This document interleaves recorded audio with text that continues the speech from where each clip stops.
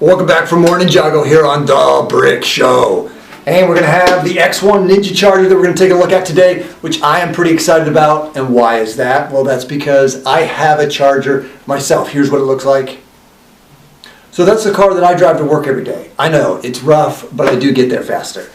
Now, that is why I'm a little more excited about reviewing the Ninja Charger from the Ninjago. Now, this is, of course, Kai's car that shows up in the new Ninjago show, or rather the new Ninjago season. It's a $40 set. We get a little vehicle from the Ninjroids as well. This is a very big vehicle. This is $40, so you would expect that the vehicle is very big. It needs to be for that price. Now, the piece count, 426 pieces, $40, so we are around our 10 cents a piece. If that matters at all, to some it does. For this one, $40 may seem like too much when you're just getting a car, but this isn't just any car. This thing has lots of weapons, flick missiles of course, and then there's even a little motorbike within the car, which we're going to show you right now. Alright, so here's everything we get in the X-1 Ninja Charger. Gotta love that Charger. Love the Charger. That's why I bought one. Alright, here is our minifigures. And here's of course the minifigure you really want to see. This is Kai. And some nice printing on here, of course. Bandana over his face, only one-sided face printing. Cool hair, kind of more of that softer plastic, not the harder plastic as you may be used to. Here's a look at Kai without the bandana in the way so you can see better the face printing. And of course, as you would expect, Kai does come with his Sai. He also does come with his Techno Blade, which is what the Ninjroids are after. And speaking of Ninjroid, here is our first Ninjroid that we get, the first of two. Now, both of these have different printing. They do not have the same printing, which is nice because sometimes when we get, a lot of many, we get the same printing on each figure. Now, the headpieces are the same as far as the one eye there in the corner, and then their face printing is also the same between the two. There is a little back printing on the face, as we see here. And here is the weapon that this Ninjroid will be using. Then here is our second Ninjroid, and as you see, he does have different printing, and he also includes leg printing on him. Now, on the back, you will notice there is a jetpack. Now, that is not a sticker on that piece. That is printed right there on that disc piece. And we have samurai swords coming out, or katanas as they are sometimes called. Now, this figure, again, has the same face printing as the other Ninjroid. Here's a look at that Ninjroid without any jetpack on, so you can see the back printing that we do get. Now, as we get into the buildable elements, we do get a small little hover disc that has saw blades here. Those do spin a little bit. That is what the X-1 Ninja Charger and Kai are going to be trying to shoot down out of the sky. So this is a little hover disc. I actually think that on the front here, there should be a sticker. It just seems a little naked that there should be a sticker right there. If you're going to be Ninjroid, you need to be a team, and you kind of need to have some sort of a logo there. That's just my personal feeling. In addition, we also get this small little droid build as well. And then last but certainly not least is the Ninja Charger. I love the wheels, how they have the pearl gold rims and then the little spikes coming out of the side there. I love the back.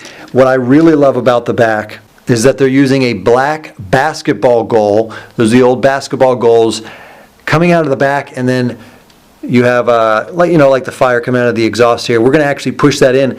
That's how we're going to release the Interceptor bike. We'll show you that here in a minute. We just kind of want to give you a look around. Here's a look at the other side. These are stickers, of course.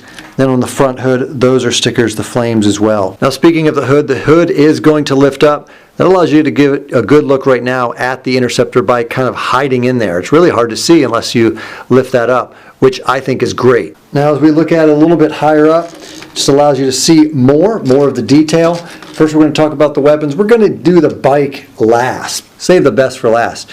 So as far as weapons, we have these two pieces that slide out to the sides. And then, of course, right here are flick missiles. These are exactly the same on both sides. So you can pull those out. That's one way that you can bring down the hovering disc. We're actually going to leave them out right now so that we can show you the next weapon, and that is our automatic firing missiles. And this whole build area is actually very cool. We can rotate this area completely around. There we go.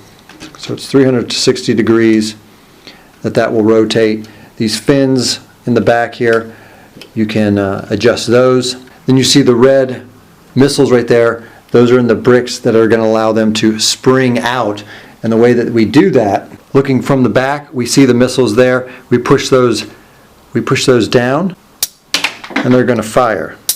And they shoot really far, so just make sure you're a little careful. And then you go find them, you reload them, you just spring and snap them back in place. And you do get an extra one of these in case you lose one, which you probably will. Now we're going to show you this from two different angles. First from the back, we're going to lift up the hood, and then we're going to push in that exhaust system, this transparent bricks here in the back.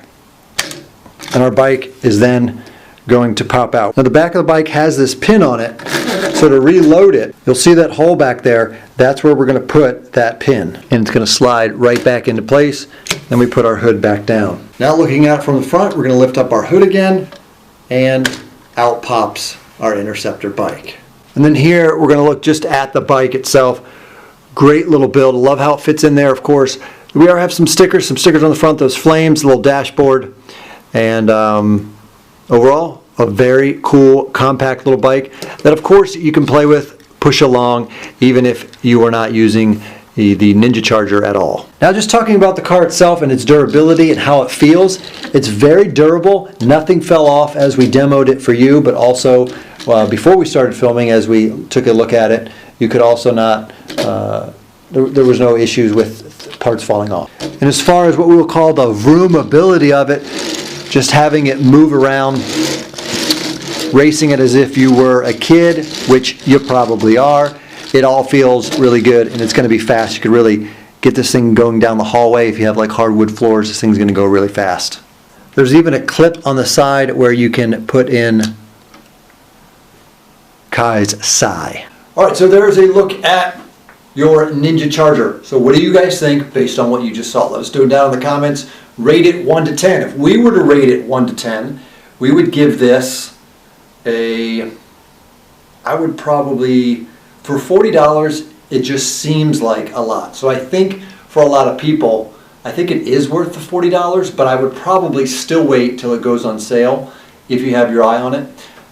Simply because it may be hard to stomach $40 when you're only getting the car. And you're probably used to getting cars, whether it's in any theme, for cheaper than $40 when really that's the main build. Yes, there is a little bit of a build here. We get 3 figures, but really you get Ninjroids. You're going to be most excited about the Red Ninja Kai, of course. So overall, wait till it goes on sale. If I had to rate it, I would probably give it an 8.5. Give it an 8.5. Love the features on it. Love that it's nice and bulky. I love that they use some of the pearl gold stuff on it. I love how the bike ejects out of the front. I love the stickers, even though we're all not crazy about stickers. I do think the stickers, the flames look really sharp on the front.